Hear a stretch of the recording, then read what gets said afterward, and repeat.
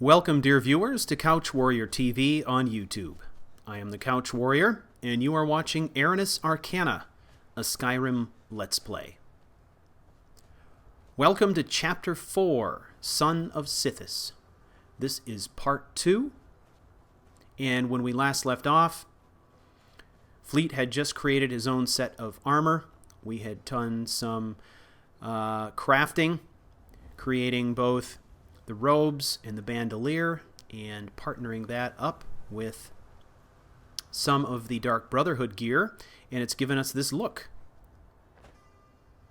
This is kind of, I would call it Fleet's Phase 1 assassin look. These are essentially mage robes, but they're dyed black, and we've paired that up with the cowl and gloves and boots from the Dark Brotherhood, so we're getting the benefits of the double damage on our backstabbing. We're getting the muffled movement from the boots and the archery bonus from the shroud. We have crafted our own mask to disguise ourselves. That we also enchanted with an additional archery bonus, and then a set of bandoliers and accompanying bags and pouches so we could keep our carry capacity up. And here we are. This is part 2, but perhaps the title of this part should be Knife Narfi, because he is our target. He is the first of our 3 targets for the Dark Brotherhood. Who is this guy? Take this and hold on to it. I'll be back for it later. I'll pay you good. I've never run into this guy more than once with a character playthrough before, so this is interesting. I'm just gonna not respond. Snitch or double cross me and I'll kill you. I mean it. We're gonna move on. So, not only are we going to kill Narfi, but we've also got a score to settle with the bandits at Valtheim Towers, because if you remember correctly, I believe it was in Chapter 2, they actually made us do some running down the path. They attacked us on the path, and I was... Whoa. Hang on. I didn't see him coming. Oh. Oh, here comes the guy chasing the fugitive. We're ending up right in the middle of this whole thing. I don't want any part of this. It's a 3-way standoff.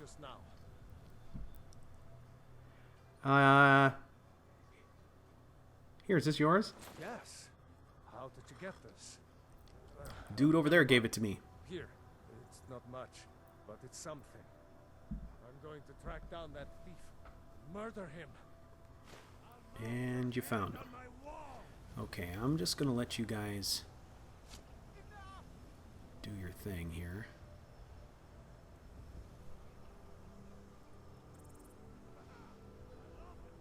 God, I think these guys are a little crazy.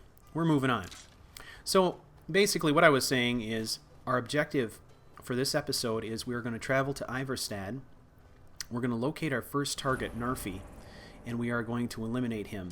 But on the way, we are going to clean out Valtheim Towers and get some payback because of the way those pagans treated us in Chapter 2. So if you remember, we were trying to make it up the road, and Fleet ran into them and was only barely able to escape by conjuring a familiar, and the familiar distracted these bandits long enough for us to get past. This time, we're getting the jump on them, and we are going to do exactly what they would never expect. We are going to attack them from the opposite side of the river and from the rocks above, and I'm hoping that that will give us the tactical advantage, that in surprise, and we are going to kill every last one of them. And from there, we'll move on to Iverstad and complete our mission.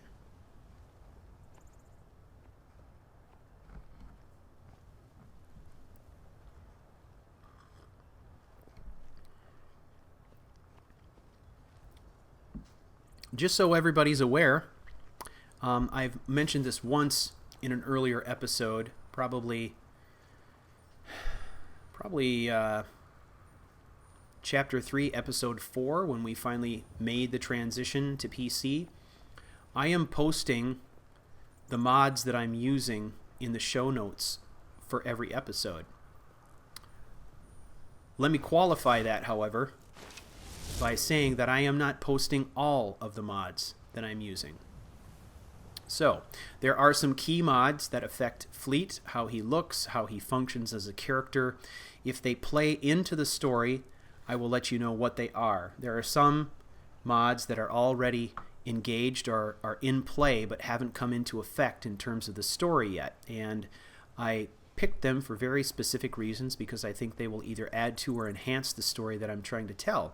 So, in the interest of not giving you any spoilers, I'm not going to mention those mods until we actually have occasion to see them play out in the storyline. In addition, I've also put some helpful links in the show notes for the last episode that I posted of Chapter 3, indicating where I've been doing my research on the lore that I've been talking about in-game. So if you're interested in the lore, you might want to check that out. One is the Imperial Library, which is a fabulous website just packed with every book or text you can imagine from the Elder Scrolls world. So if there's anything you want to read and haven't stumbled across it in game, you can find it in the Imperial Library. It's great for doing research, which is a necessity for me because I want to build some of these things into the storyline, and I have to be thinking about storyline well in advance. Sabercat.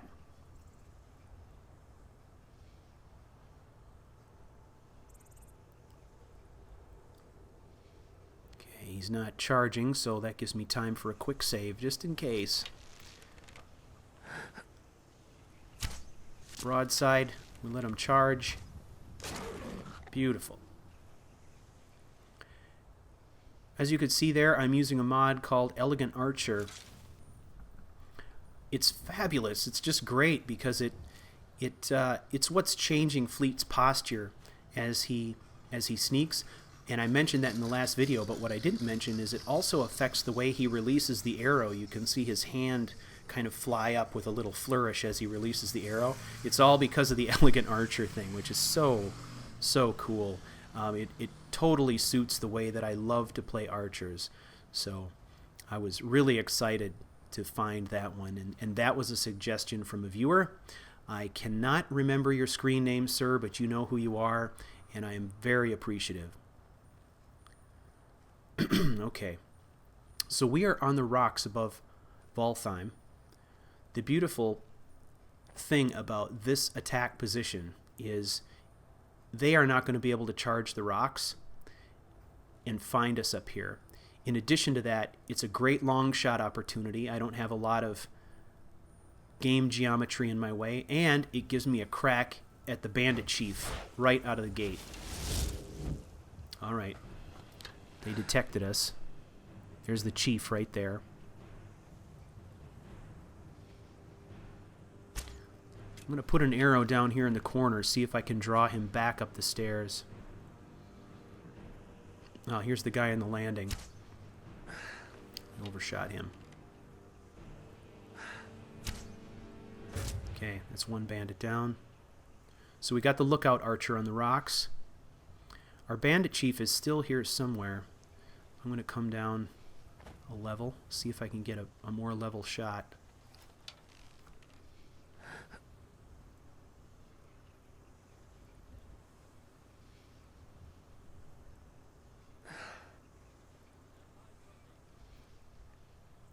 This is a terrific example of why I'm so excited to keep moving up levels in illusion so we can get to quiet casting.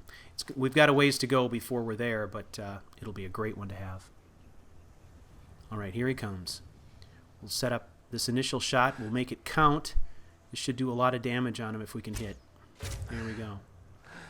He's half done. Yeah, shot on the run. That's a hard one.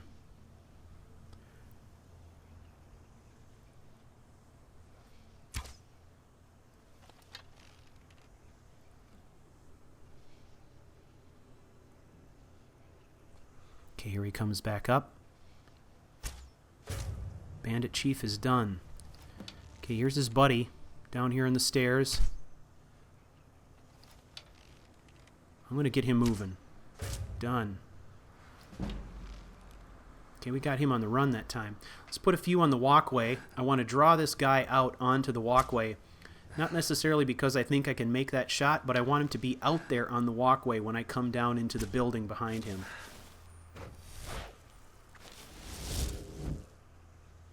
I think my best bet is to get down close. That's a tough shot. Very, very long range and perpendicular like that. So I'm going to try to put myself in a better position.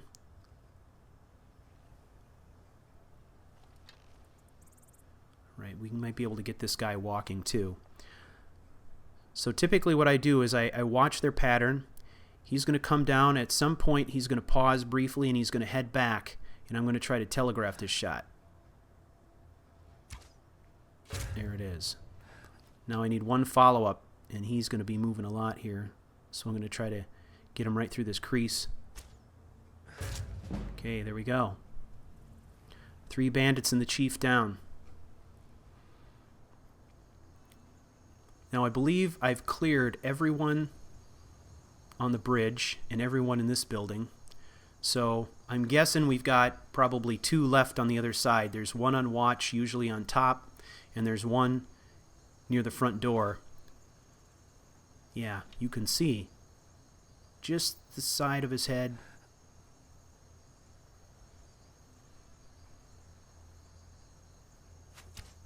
Oh, yeah. Oh, I love it when stuff works out. It happens so seldom. It's just awesome when it does. That's what I love about this game. You can have moments like that. Okay, so I'm putting shots in the doorway, trying to attract anyone who might be in there. I got some movement, but I think it's actually, yeah, it's coming up from below. So we're going to drop back a little bit, give ourselves some room. Get a shot in the back, right there. Now charge me, charge me. Done. That was our last bandit. I'll put one in the doorway just in case. I don't think there's anyone else coming. All right. Now, we are going to loot these bodies.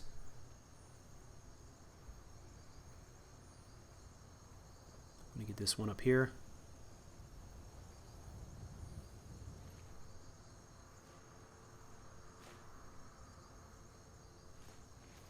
Okay.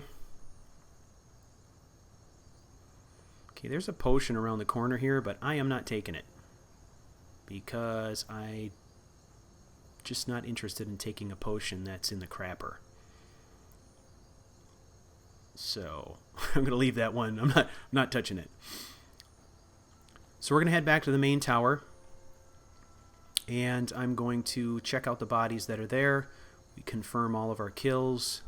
And then I think I am going to stay for the night here in Valtheim before heading out in the morning.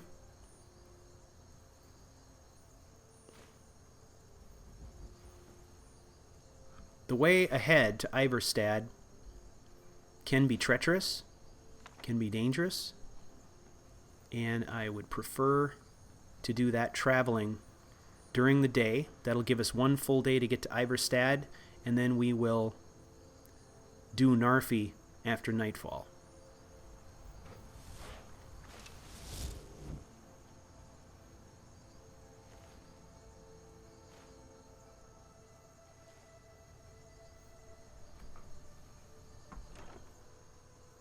Yeah, some decent stuff in there.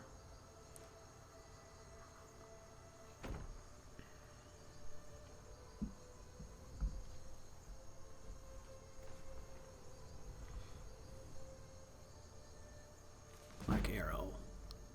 Got a level, and that one's a keeper. I'm keeping that one.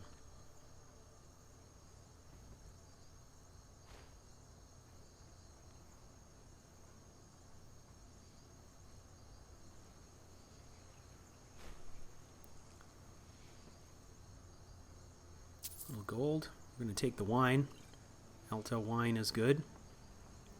I've come to the conclusion that Fleet has probably a more refined taste given his background. That was my shot area there. I was just looking back at, kind of calculating where my arrows came from. I do that from time to time too, so I can kind of trace a path from where I was to where my arrows ended up. I don't know, it can be somewhat informative on occasion. Maybe I'll take this dagger. I don't know, I can't really improve it. My steel dagger here still does more damage for now. So, as you know, I have foregone putting perks into smithing simply because I'm interested in investing. Look at that headshot. Very nice. I'm interested in investing in alchemy and enchanting early on. That is not to say that I will not invest in smithing, because I will. I'm just not going to do it at this level. So I've determined at the early levels, I'm really going to try to rely as much as I possibly can on bound bow. And in order for bound bow to be effective, I really need to work on enchanting. And in order for enchanting to be effective, I really need to work on alchemy. You get the idea. So I'm going to take the points that I would have spent typically in smithing and invest them in other areas, namely conjuration and illusion. So, all right. Got to search everything. I'm particularly interested in books, too, for this character as a source of knowledge and history, background on the Dark Brotherhood, creation myth, anything like that. Mysterious Akavir. Akavir, that's Dragonland. Okay, Akavir is the island. I don't know where it is in relationship to Tamriel, but I know it's an island, and I know that the people of Tamriel have fought wars against those who live in Akavir, who are primarily considered beast races. So there's a race of cats, not in the same way as I believe the Khajiit are, but they're somehow based on tigers. There's some snake kind of people there. I don't know. I've heard interesting things about Akavir, but I know very little about it. All right. Let's see if we can get some levels in alchemy while we're here. I've been storing up a lot of junk, so we'll see what we can make. Switch to my alchemy necklace. Can always use poisons. An extra 20 points isn't bad. I haven't really gotten around to just seriously creating any alchemy gear or anything like that yet, so at some point I'm going to have to do that. But Fleet just really hasn't had the downtime. He's been, ever since we started this Let's Play series, he's been on the road. He's been working towards a goal, so there hasn't been a lot of time to just kind of sit back and do this stuff. It might be the kind of thing that I focus on more once he is located in a place a bit more permanently, once he has some place to live. Right now he's very transient, and that's kind of, that lifestyle sort of fits his goals for now, so no reason to change it yet. Alright, there's probably more stuff I could create, but I'm not particularly interested in doing the research right now. What I want to do, let's see, I'll switch back to my other necklace. I'm using the disease resistance one just because I seem to be contending with skeevers and wolves on the road, and I have gotten diseases from them on more than one occasion already, so my thought was, why not? We'll do that necklace. So we got a good night's sleep, and it is dawn. Now we are on the road to Iverstad.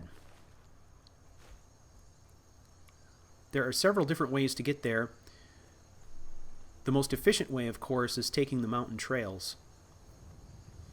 And there's a particular trail I like to take.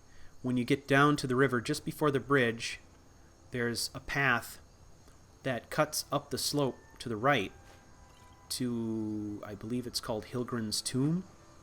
Oh, I forgot this. We've got to look in here. And so I like to go up to Hilgrin's Tomb, kind of go through the forest there, and then cross the fallen tree across the gorge. It allows me to bypass the bridge and some of the nasty stuff on the trail down below. Plus, it's just kind of fun, kind of cool. Alright, maybe we'll take an opportunity to preserve some of this meat, make some soup. Tomato soup.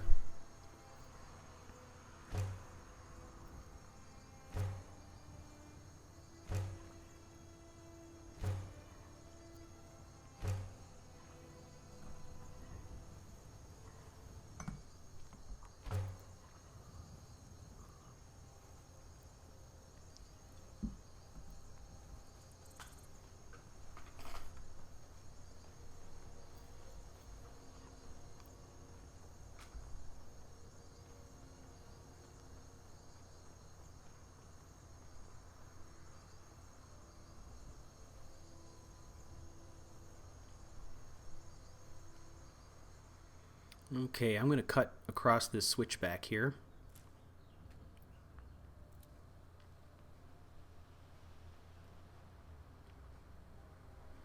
Gives me a good view of the road ahead, which I love. A lot of times, as you well know, if you've played Skyrim at all, there are nasty things that tend to congregate around bridges. So I always approach the bridges with caution. I can see figures there. I'm thinking that these might be those Red Guard guys that are hassling people all the time. Let's have a better look here. Yeah, those are Red Guards. So they're harmless. But this is the trailhead I was talking about. Oh, look at that. Alchemist.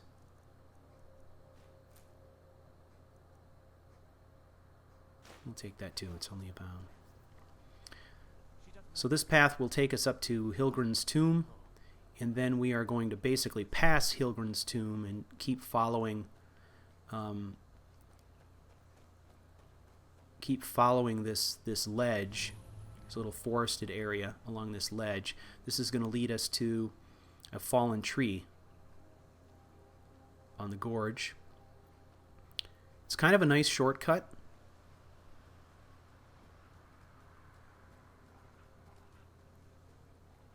So I like to go this way. Sometimes there's bandits hanging around here, though, so I approach here with caution as well.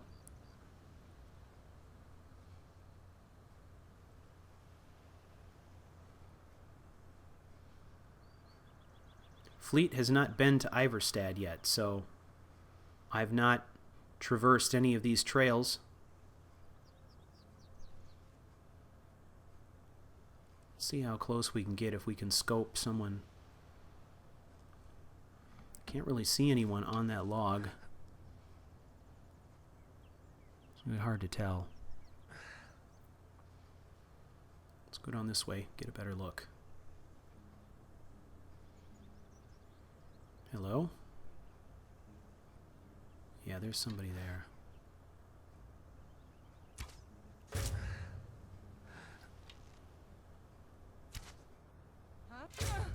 Oh, that was nice. Very nice. So at this point, we seem to be two-shotting bandits. Not too bad. We can obviously do better than that if I take some time to make a ring and a necklace to fortify our archery.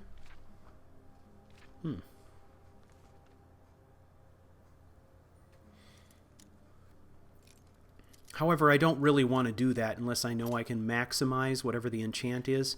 So I'm generally kind of waiting to either find or create my own grand soul gem before I even attempt that kind of stuff.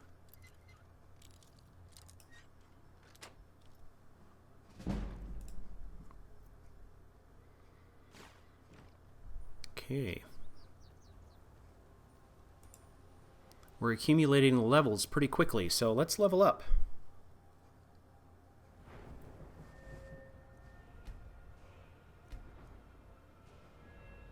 Alright. I'm investing in magicka at this point. My stamina's pretty darn good. My health is not great, but I really want to get the magicka up there just because a lot of the spells I would like to start using in the near future are going to require a larger pool of magicka than what I have. So I'm going to focus on magicka for a little while. In terms of perks, there's always alchemy. I've invested as much as I can at this point in enchanting. So I could put another level into alchemy, I suppose. But before I make any decisions, I want to check out my situation on the combat skills. Archery.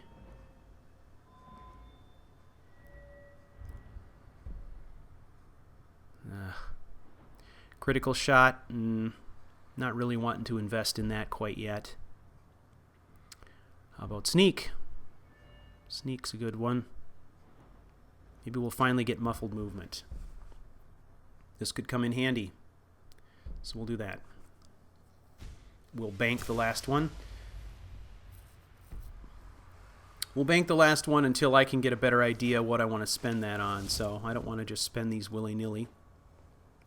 As you know, I have a plan. I've had a plan since the beginning, and sticking with it is difficult. So I have to be disciplined about it.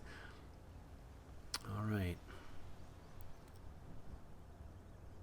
We're going to cross the gorge.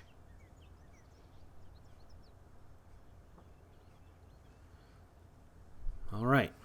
So now we've hit the trail. This goes from the road up to Iverstad. Okay, who's on to us here? Oh, shh. Oh, no. Oh, no. Come on. This was got to be it. Oh, man. 2 bites. At least. Maybe 3. Yeah, I got ambushed pretty bad there. This is when Detect Life spell or something like an Aura Whisper would come in handy. However, for us, the shouts are not an option yet because we haven't started the main quest line. So we can go to Word Walls and we can acquire the shouts, but we don't have any dragons to kill to accumulate souls. So at this point, dragon shouts are off the table. It's actually an interesting way to play. It's nice not to have to worry about having a dragon drop out of the sky on top of me at any given time, but it sure would be nice to have the payoff, which is the dragon shouts. I find that I actually use them quite a bit. So it's been interesting to play without them.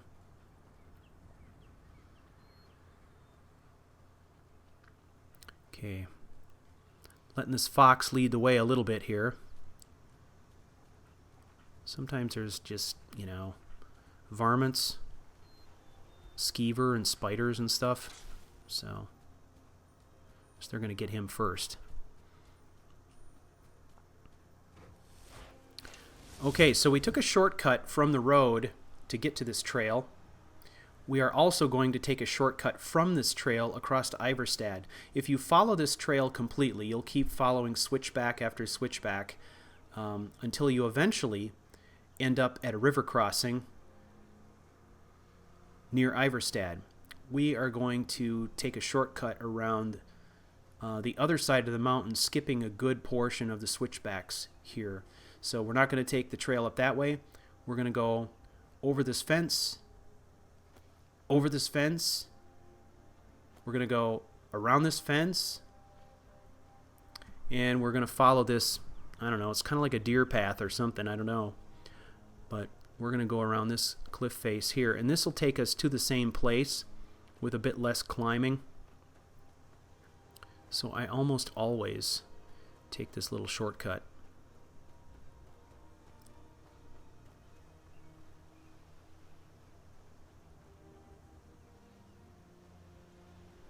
that should be the motto of the assassin, the path less traveled.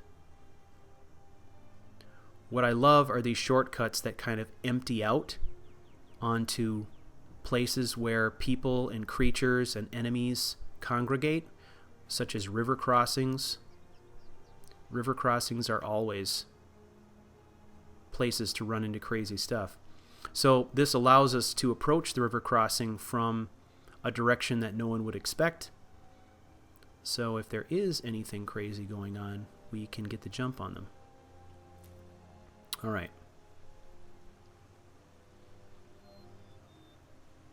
There's a troll.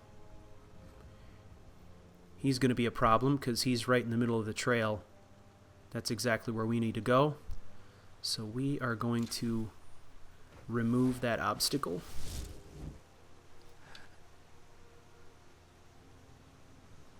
There's one shot. We need another one. Nice. Nothing is more satisfying in this game than a successful long shot. It's my favorite thing.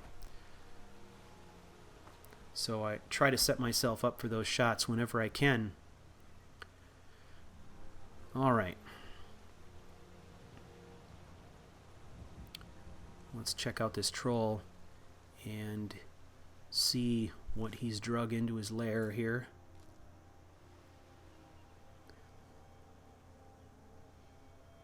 And we got a little payoff there with some Nern root. We've got a hide. Look at that, here's a body.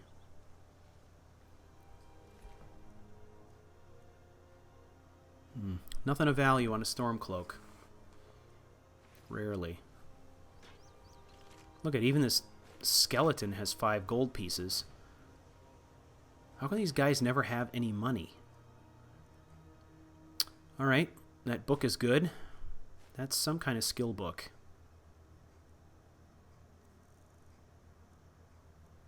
Ah, I can't look at it. I just gave it back to him. Okay. So I gotta take it back.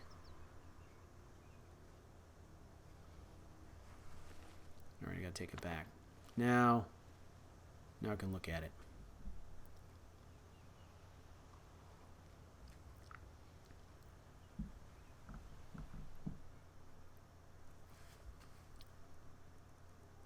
There we go. Heavy armor.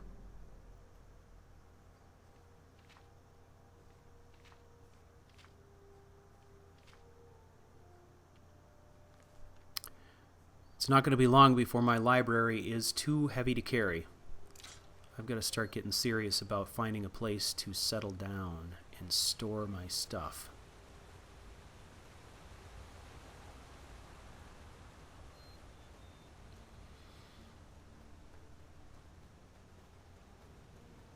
Whoa, what was that?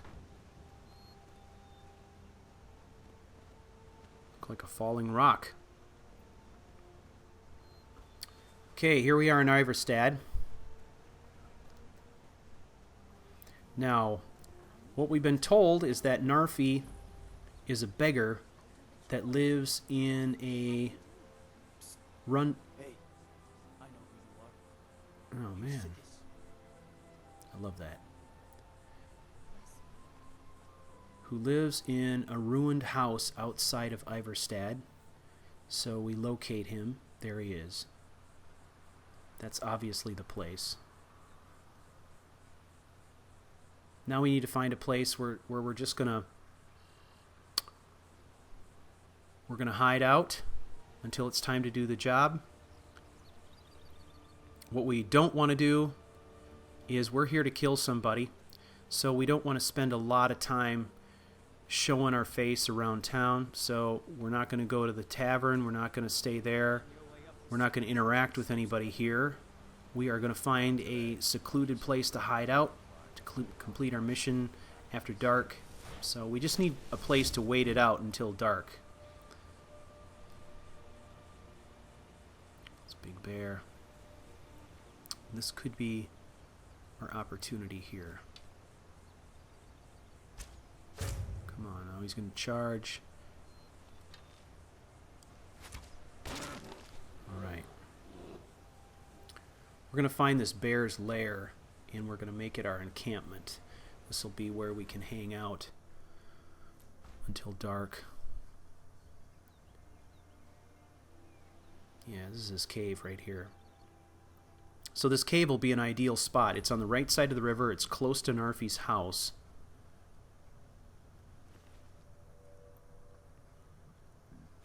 So we should be able to hang out here for a few hours, and then after dark make our way very quickly over to the area where our target is hanging out. These guys got a few things, not a whole lot. So let's go and clean this place out and make sure there's nothing nasty in here.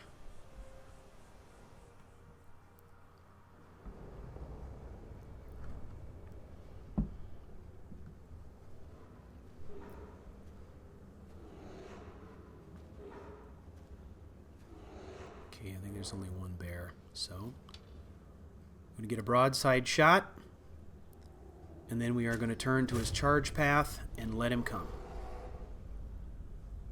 There we go.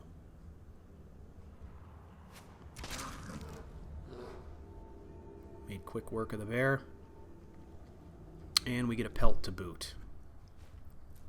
And the claws, which are also useful.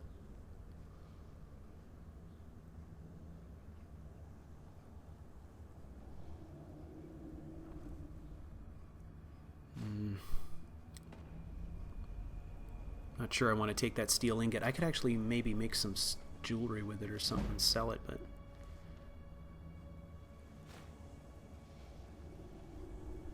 I'll think about it.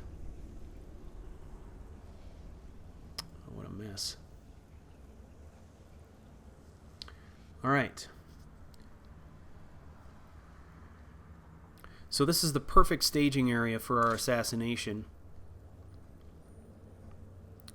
So we are going to bide our time here.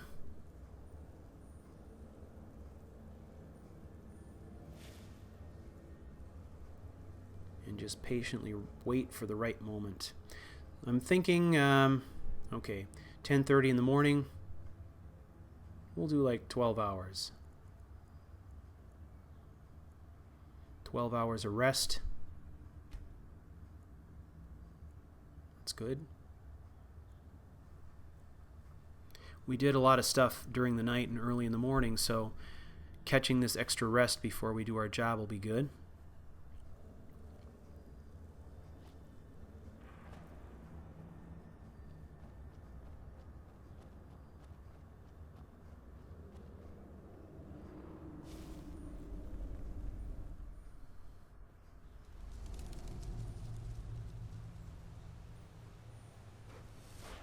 Oh, dark clouds coming.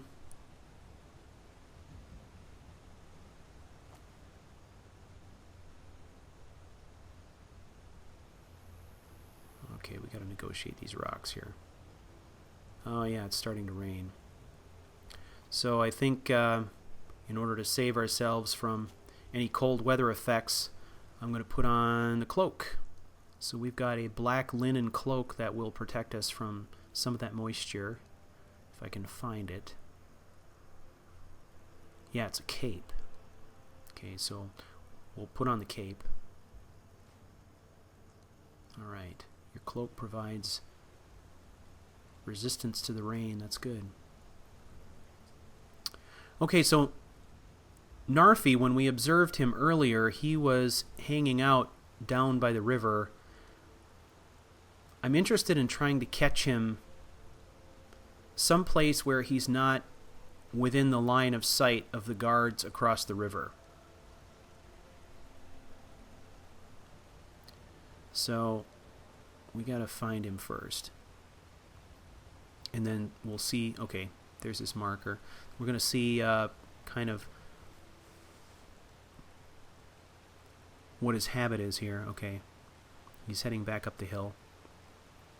So ultimately we have to either take him in the house or with the house in between the victim and the guards across the river.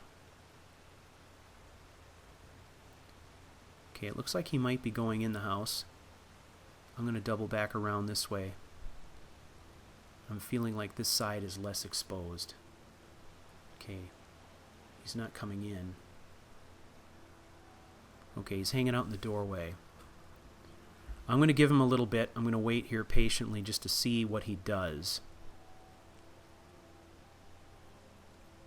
If he hangs out here for a while, or if he goes to bed, or if he turns right around and goes back down to the river. I want to get some sense for what his routine is before I take action.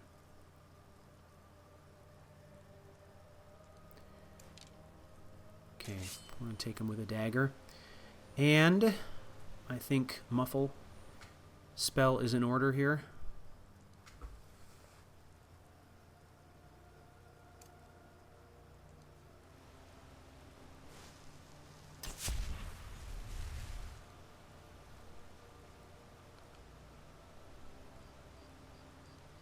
All right, Narfi. Time to send your soul to Sithis, my friend.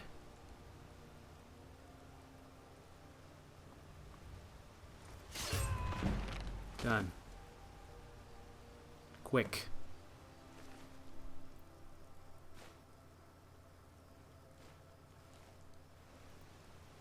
So my understanding, based on the lore that I've studied, is that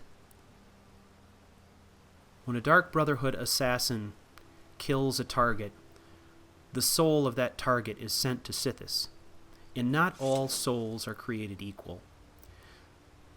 My understanding, again, this is based on the lore that I've read, is that Sithis places a higher value on a soul released out of rage or revenge.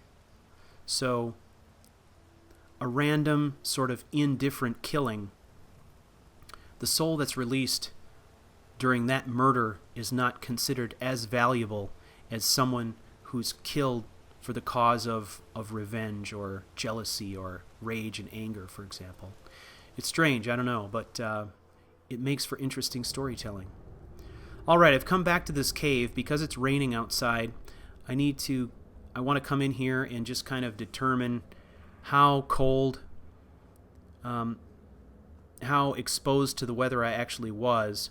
And then I think what I'm probably going to do is build a campfire and, again, use this cave as my hiding spot until morning. Hopefully the weather will have blown over by then. So I'm going to build a campfire here, and this is perfect because I'm already inside. I don't need to pitch a tent, just the fire for warmth, pretty much. So we go up here to powers. We can see there's two things here. One is survival skills. This is what I use to actually create a campfire or pitch a tent. This here is just kind of an awareness of the weather and what my current situation is. So I'm going to check this first, and when I pop this power, it gives me a quick report saying I'm 59% wet. Okay, so 59% is not good. I need to dry out. I need to warm up. So I'm going to go back to powers, and I'll switch to survival skills. And then when I pop this, I'll get a number of options. And what I want to do is I want to build a campfire. So I'm going to select that, and then it will give me an option to place this where I want. So I tell it where I want it to go. Go ahead, confirm. I'm going to build a campfire. Okay, now building the fire ring isn't enough. Now I've actually got to go up to the ring and activate it. And this is going to take the firewood out of my inventory. And voila, a fire. Now I can position myself near this fire, and I'll start to warm up. And we'll see the numbers go up. It's a pretty brilliant little game mechanic, honestly.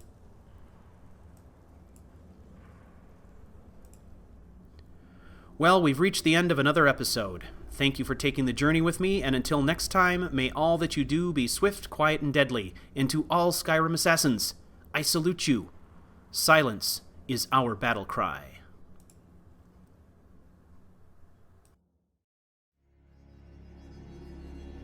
You've been watching Aranis Arcana, a Skyrim Let's Play. If you liked this video, please rate, like, and subscribe. For more information on this and other CouchWarrior broadcasts, visit me on the web at www.couchwarrior.tv.